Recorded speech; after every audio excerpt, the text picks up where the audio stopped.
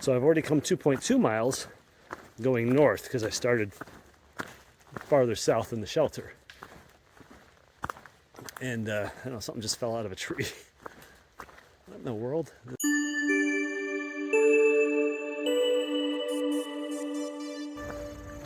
Good morning, campers. I am doing a road walk at the moment, as you can see, because I am slack packing today. 18 miles back to the hostel, and here comes a truck. Truck coming down the hill right there. Big truck coming by. There's some construction going on here.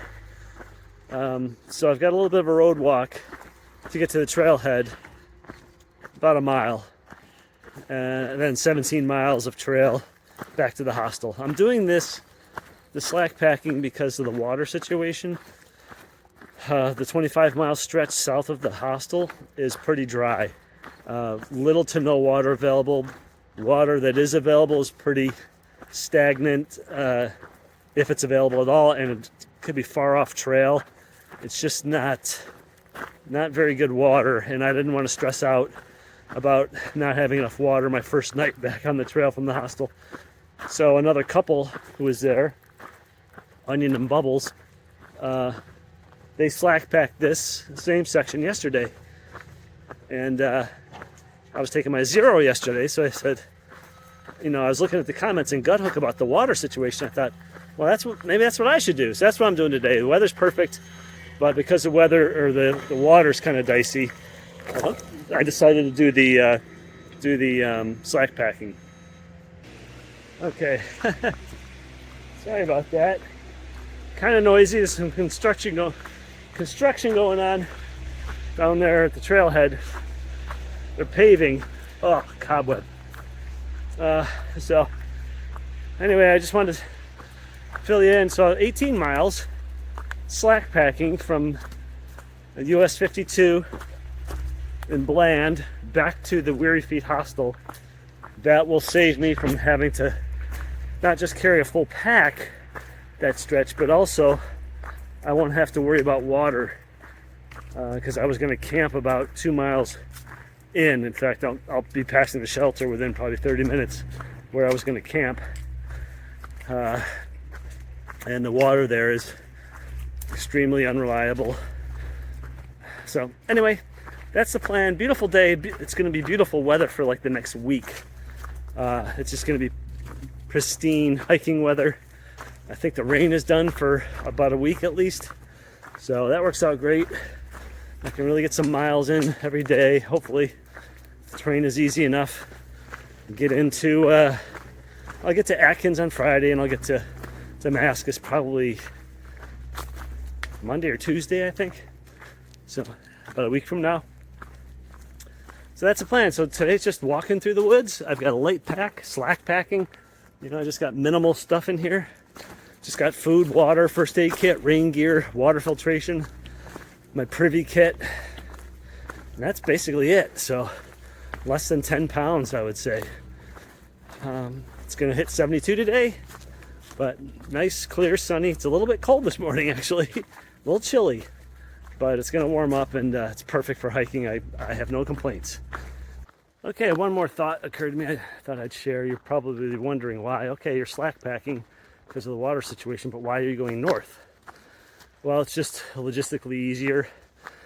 The hostel, I've done everything north of the hostel, so I can only go south of the hostel. So the options were start from the hostel and hike south 18 miles and then call when I get, to the pickup point and have them come get me.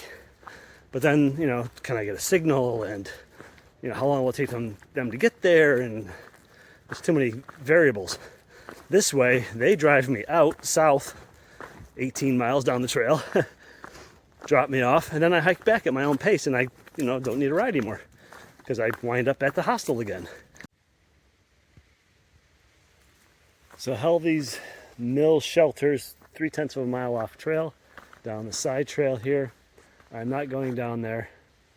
That's too far to go off trail, but I just wanted to say that that's where I was going to spend tonight originally. I was going to leave from the hostel, hike 16 miles to that shelter, stay there for the night, and continue going south. So I've already come 2.2 miles going north because I started farther south than the shelter. And I don't know, something just fell out of a tree. What in the world? Is that squirrel up there? I guess there's a squirrel up there throwing nuts or something. Crazy animal. Anyway, so that was my plan. Hike from the hostel to that shelter and then continue going. So tomorrow I'll get dropped off where I just started, another 2.2 miles south of here. So that takes that 2.2 miles off my agenda for tomorrow, so to speak. So I'll have a little bit shorter hike tomorrow to get to the next shelter I'm going to stay at, and I avoid the water problem. Although I just passed a southbounder going the other way, and he said you can get water at the Jenny Knob shelter, but he said you have to scoop it. And Jenny Knob shelter's quite a ways from here. It's closer to the hostel than it is to where I am right now. So even if I could get water there, I would have had to carry it all the way to this next shelter. I didn't want to carry a ton of water. So I'm hoping it works out well. We did get a little rain. I'm hoping that helps the water situation, but it's going to be sunny and nice for the next week. So no more rain for the next week. So hopefully I'll get past the dry patches and there will be water farther south from here, but I guess we'll see. So these rhododendron forests, whatever you want to call them, where there's like a dark tunnel and you got a lot of foliage overhead. You probably can't tell, but it's quite a bit darker in this section right here than it is elsewhere on the trail. These rhododendron bushes have such thick foliage, and they kind of lean over the trail, as you can see. See how it looks like a tunnel here? Like you're going through a tunnel. And this foliage up above is fairly thick. Not as thick right here as other ones that I've seen, but it just makes for a very dark tunnel-like experience. The camera doesn't pick it up as well, but when you're hiking it, it's a little dark and eerie when you step into one of those rhododendron tunnels. It's kind of spooky, but kind of cool too. So I'm 3 hours into my hike, exactly 7.5 miles. I'm averaging 2.5 miles an hour, which is perfect. That's just what I was hoping for. I need to maintain 2.25 miles an hour to get to the hostel by 5. That'll give me time to shower and clean myself up a little bit before dinner, pack up a few things, get ready to hit the trail again tomorrow, leave the hostel for good. 2.5 miles an hour is perfect. Allows me to slow down a little bit over the rocky sections that are coming later, and also to take a couple breaks. I was hiking down the trail, and I noticed there's like artificial flowers in the tree, some on the ground. There's a snowflake, there's a little stone, some writing on it. So I don't know if that's a memorial for someone who died near here, but you don't see that hardly ever. 4 hours in, and I checked my position. I wanted to be at least 10 miles, and I've come 10.1. So just barely. I got a little uphill here. It's less than 2 miles to the shelter, where I'm going to take my sit-down break and have my crackers and nut butter. And I'll finish off my electrolytes in my shoulder pouches here. It also has caffeine in it, so I want to drink that up early in the day so it doesn't keep me up tonight. And then I'll filter another liter of water. I'll only have 6 miles from that point. So 1 liter for the first 2/3 of the hike, 12 miles. And then another liter for the last 6 miles, which should be more than enough. And it's nice and cool. The sun's out, but it's not hitting me. There's a nice cool breeze, so couldn't ask for a better hiking day, really. Hi, sweetie. Not bothered by me? Hi. You got a twisty neck. Hello.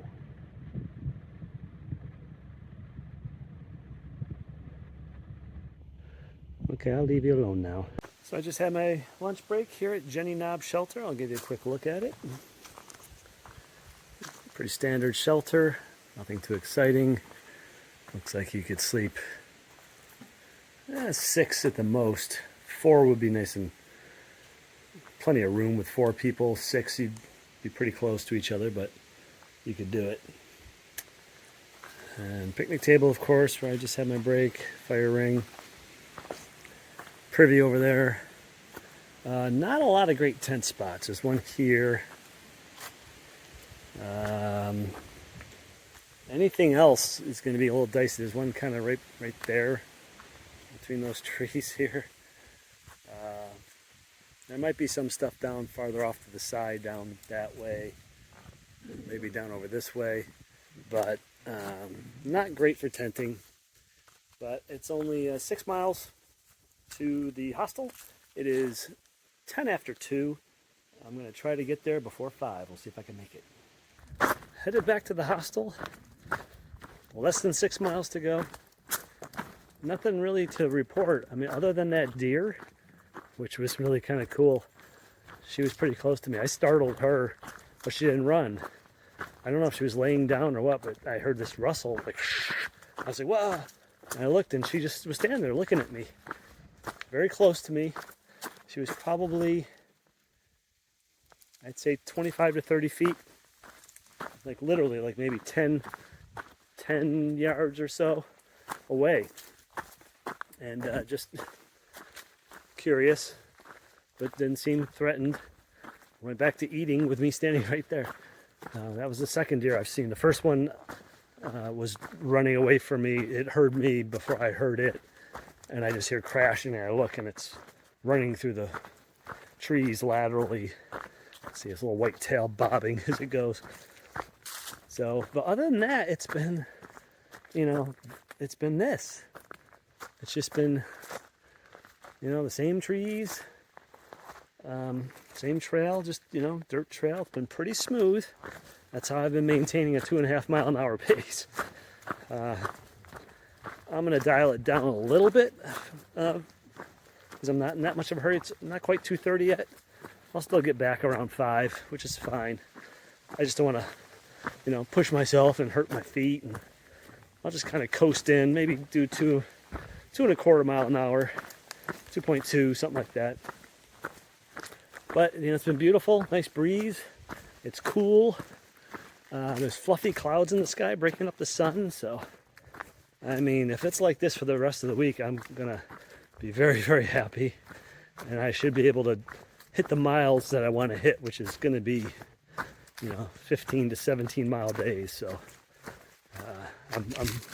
I'm optimistic.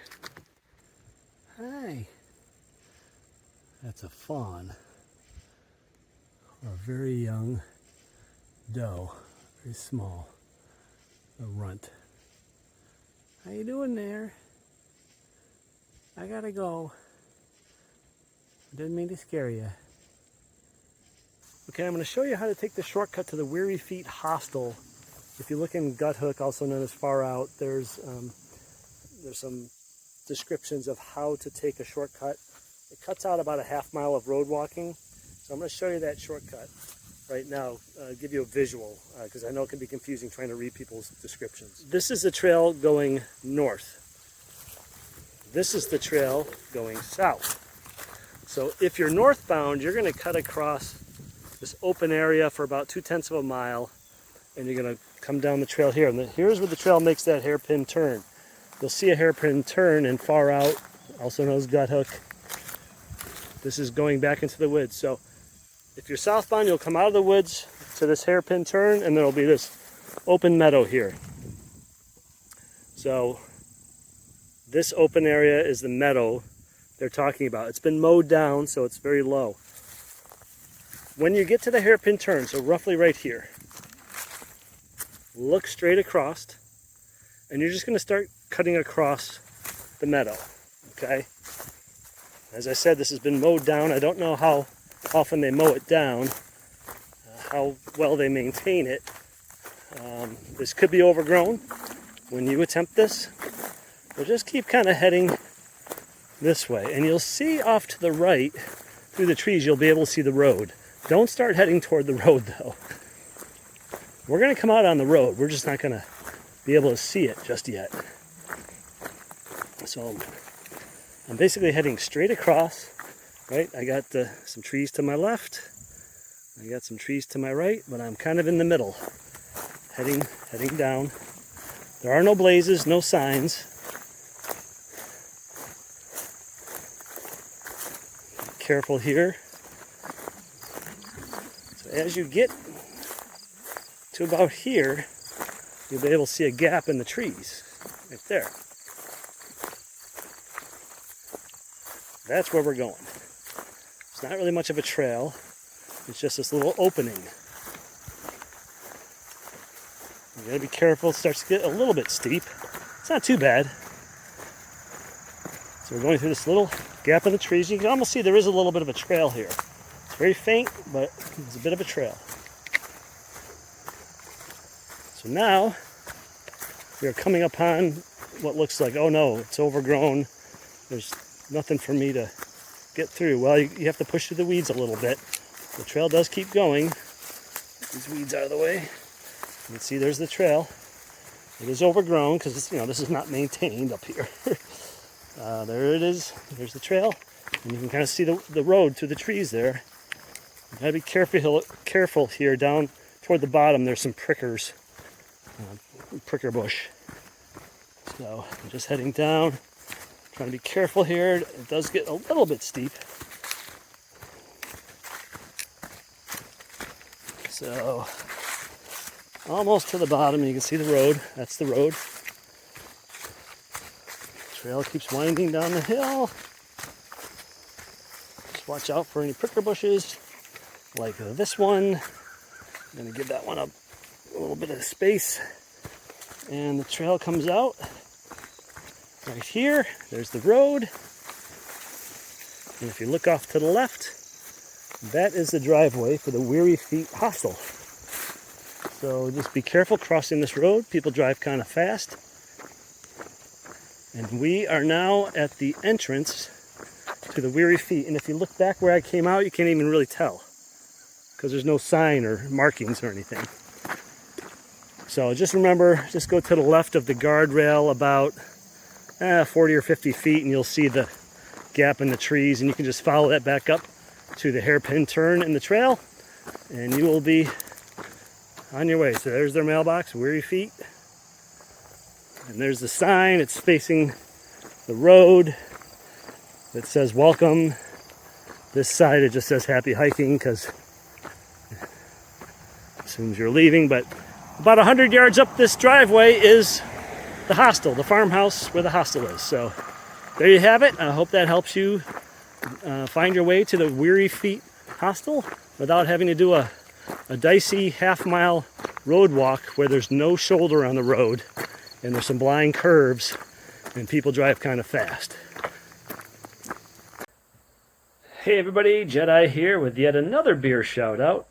Still here at the Weary Feet Hostel. This one, shout out to Barbara and Sandy. With your contribution, I got a Devil's Backbone Vienna Lager. I actually had this on tap at some restaurant, I can't remember where. And I actually like this a lot. This is, I almost like it better than the IPA.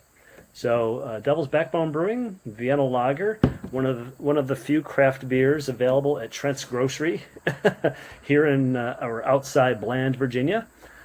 So thank you. I just opened it.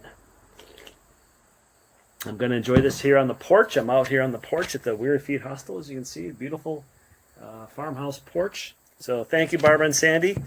Hope everything's going well there at Paychecks. I used to work with Barbara at Paychecks, and her husband Sandy has done some handyman work at our house for us. So good to hear from you guys, and thank you again for the beer. And for those of you wondering what I'm talking about, look in the description of my videos, and you'll see the link to buy me a beer if you are so inclined.